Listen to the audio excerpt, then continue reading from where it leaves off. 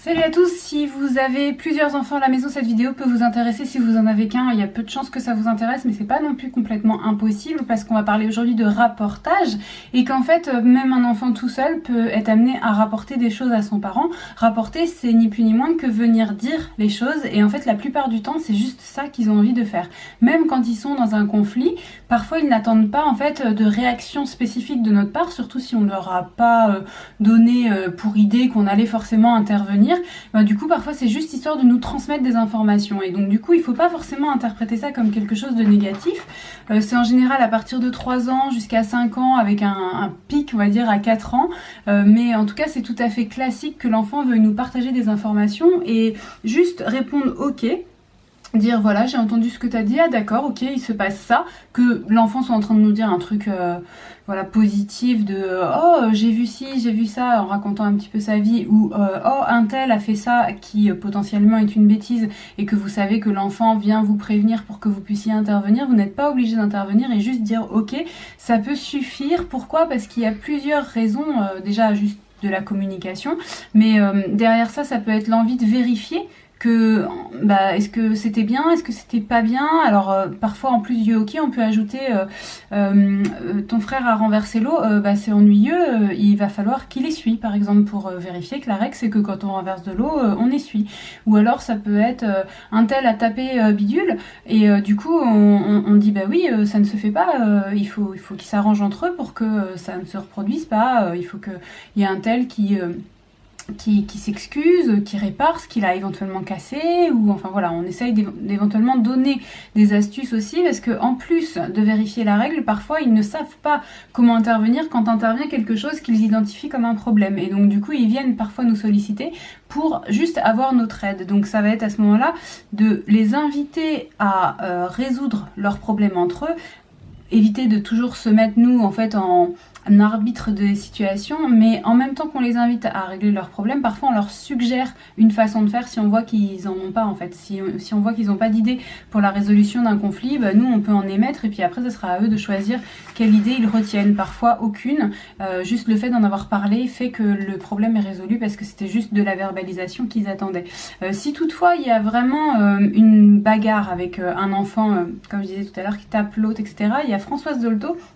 dans un livre qui s'appelle Lorsque l'enfant paraît, qui donne un exemple que je trouve plutôt bien, c'est que on dit toujours qu'il faut soigner l'enfant qui a été blessé, mais soigner aussi l'enfant qui a été blessant, et j'aime bien les mots qu'elle choisit que je vais vous redire là. L'enfant qui est blessé, on peut lui dire l'autre y a été un peu fort, ou mesure tes adversaires, parce que voilà, parfois la bagarre, elle était, les deux étaient partants pour la bagarre, c'est juste qu'il y en avait un qui était manifestement plus faible et qui se fait écraser à tous les coups, donc du coup on peut lui dire aussi mesure tes adversaires, ne va pas te battre avec des gens avec qui tu sais que de toute façon c'est toi qui vas te retrouver par terre. Et on peut aussi lui dire l'autre y a été un peu fort, voilà effectivement je reconnais que là ce que tu as eu comme coup c'est pas très rigolo. Et puis celui qui a été blessant, on peut lui dire donc les mots que Françoise Dolto dit, c'est tu n'as pas de chance qu'il soit faible car ce n'est pas amusant de jouer avec ceux qui ne sont pas de la même force que toi. On peut aussi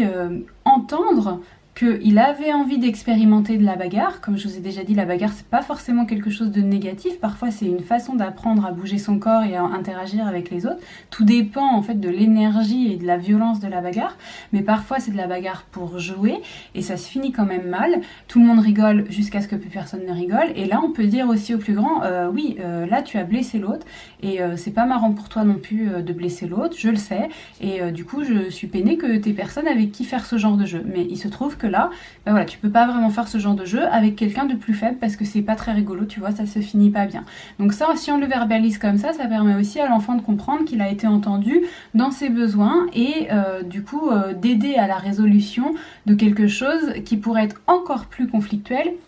si après on disait toi tu es méchant, toi tu es gentil,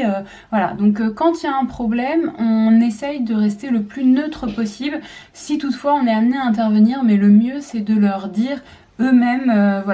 un tel tu as pris le jouet de machin, et puis il y en a un autre qui est venu nous rapporter,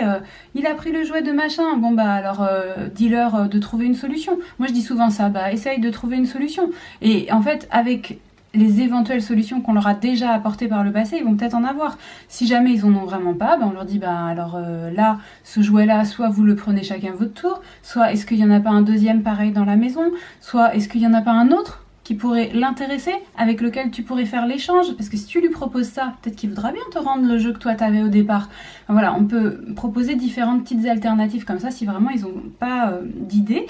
Et puis parfois, ils sont vraiment dans une énergie de s'allier à l'adulte, de vraiment montrer qu'ils ont les règles en tête et qu'ils ont envie qu'elles soient appliquées et qu'ils trouvent qu'ils n'ont pas le pouvoir de les faire appliquer et qu'ils ont envie que l'adulte vienne intervenir et ils sont en alliance avec l'adulte. Et ça peut être juste un petit peu négatif parce que du coup on n'est plus dans cette neutralité. Si on s'associe à un enfant pour dire à un autre qu'il y a quelque chose qui va pas, du coup c'est plus de la neutralité, là du coup on est à 2 contre 1. Donc ça va un petit peu moins bien dans l'énergie de résoudre les conflits par eux-mêmes et d'être autonome et d'apprendre à être responsable, etc. Mais parfois ça peut être utile. Mais en tout cas, ce qu'il ne faut surtout pas dire à l'enfant, et ça c'est vraiment ce que j'avais envie de souligner dans la vidéo, c'est ne me rapporte pas les choses. Souvent on dit le rapportage c'est pas bien, il faut vous organiser, on dit beaucoup ça, il faut vous organiser tout seul, mais surtout ne pas venir me le dire. Alors moi je le dis un peu ça parfois, je dis essaye de trouver la solution tout seul et si vraiment tu n'y arrives pas, reviens me voir. Tu n'es pas obligé de tout me raconter, mais quand même on peut dire à l'enfant écoute, je suis contente que tu m'aies prévenu, parce qu'il y a des fois où en fait on est content aussi que les enfants nous rapportent les choses, et notamment quand il arrive des problèmes dangereux, graves, ou des trucs qui sont pas de leur âge et qu'on est content d'avoir été prévenu. Donc c'est pas forcément une mauvaise chose le rapportage. Ça peut le devenir avec éventuellement certains types de comportements qui s'installent dans le temps où justement si l'adulte à chaque fois a surréagi, certains enfants vont s'ancrer là-dedans pour après attirer l'attention de l'adulte et venir toujours dire ah un tel a fait ci, ah j'ai vu ça, ah regarde. Et en fait en rentrant dans ça, il voit que l'adulte est attentif parce que c'est un adulte qui est très réceptif à ça. Et ça peut manifester que l'enfant manque d'attention s'il se porte sur ça. Auquel cas, j'ai envie de dire, il faut peut-être soit lui porter cette attention qui est visiblement nécessaire, soit trouver d'autres biais pour lui porter de l'attention, parce que peut-être qu'il a manqué de moments ensemble, d'attention conjointe. Si tout ça répond à vos éventuelles questions, est-ce que tout ça c'était un questionnement ou pas? Est-ce que votre avis rejoint le mien ou pas du tout? Et dans ce cas-là, n'hésitez pas en commentaire juste en dessous à me dire votre vision des choses. Je suis toujours ouverte à l'échange, à la discussion, et surtout ça me fait vraiment plaisir de voir que vous interagissez avec moi. Vous pouvez aussi laisser un petit pouce si vous avez aimé la vidéo, et puis quant à moi je vous retrouve très vite dans une prochaine vidéo.